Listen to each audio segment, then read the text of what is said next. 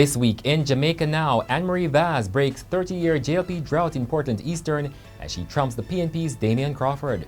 I'm on top of the world. And Crawford has been dealt a devastating blow. What this election has allowed for me is to know who my friends are. Ramharrack again. PAC learns that her salary was even higher than reported. Calabar athletes head to KC to say sorry after anti-gay chants. And local and international affairs, whom did Queen Elizabeth II surpass? Kingston College. And we won't have time. St Jago is the 2019 Schools Challenge Quiz champion. I'm Damion Mitchell and this is Jamaica Now. Businesswoman Anne-Marie Vaz is heading to Gordon House as the Member of Parliament for Portland Eastern. Her husband Darrell Vaz has been the Member of Parliament for Portland Western for the past 3 political terms. It's a devastating 300-vote defeat for People's National Party Vice President Damion Crawford. Anne-Marie Vaz has been the caretaker for Portland Eastern for the past 2 years. Crawford was sent to the constituency almost a month after PNP MP Dr. Leemvale Bloomfield was murdered. Crawford polled 9,611 votes to Vaz's 9,917 in the preliminary count. Every woman, every man, every boy to understand that when you have a dream and you believe in that dream and you take the step, your dreams will come true. This is the kind of disrespect that has been paid to you, the people of Eastern Portland, for the last 30 years. And moments after Vaz's election win, a 3.2 magnitude earthquake rocked Portland. All that time, Crawford was smarting after the loss.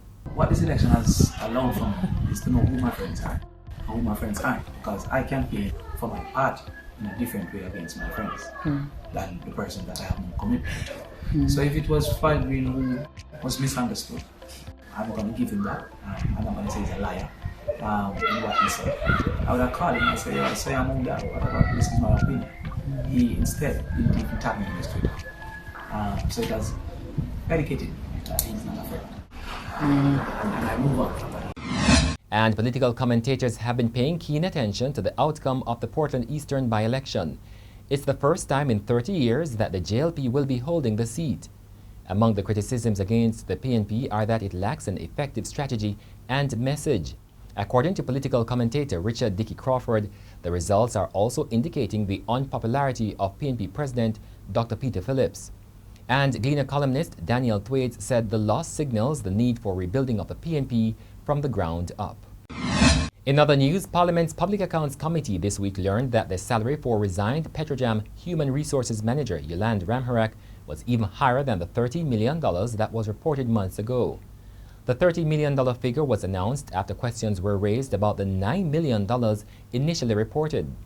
However, this week, the Parliamentary Committee learned that Ramharrack's annual salary was listed as $15.1 million. The former HR manager's salary, as at the time that when her employment came to an end last year, was in fact $15,119,400.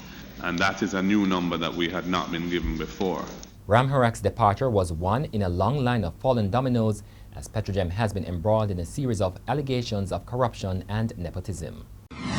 And Lionel Myrie has been identified as the Petroleum Corporation of Jamaica PCJ director who submitted a sponsorship request to Petrojam, reportedly from an unregistered citizens group.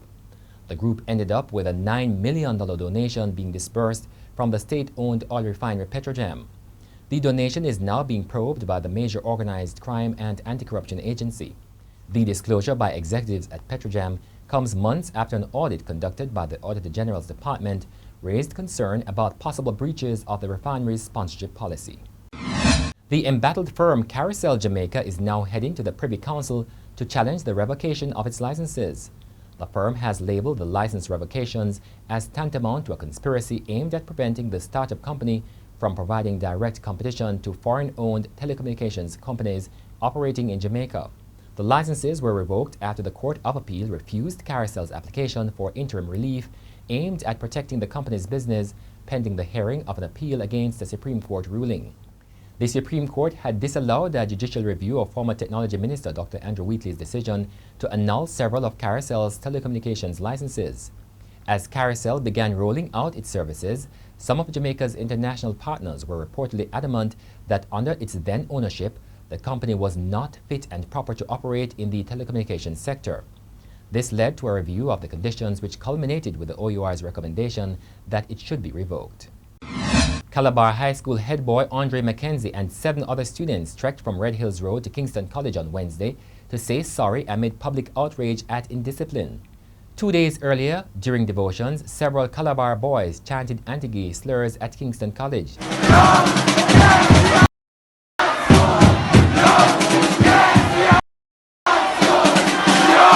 It followed KC's champs win on Saturday after a 7-year hunt. The Calabar boys were accompanied by acting principal Calvin Rowe. Calabar's incumbent principal, Albert Korcher, currently on months-long leave, was there to endorse the remorsefulness. Korcher told the Gleaner that he will resume control of the school on May 1. In the meantime, the Calabar School Board is investigating the matter. The development comes as Calabar is dealing with a public backlash over the alleged assault of a teacher by 2 top athletes. Meanwhile, St Jago High School was on high on Tuesday night after beating Kingston College to be crowned the 2019 Television Jamaica Schools Challenge Quiz champion. It was the 5th win for the Monk Street-based school. Local and international affairs. Whom did Queen Elizabeth II surpass? Kingston College. And we won't have time. That is the end of the final challenge. After 3 sections of the quiz competition on Tuesday night, Kingston College could only manage to amass 19 points to St Jago's 39 points. It's the same number of points St Jago scored last year when it lost the finals to Campion College, who scored 47 points. And that's it for this edition of Jamaica Now, your weekly review of the big news stories. Send us your comments at onlinefeedback@gleanerjm.com. You may tune in to Power 106 FM for regular updates. Follow us on Twitter and Instagram at Jamaica Gleaner and on Facebook at Gleaner Jamaica. I'm Damion Mitchell, and before we go, more from the Portland Eastern by-election.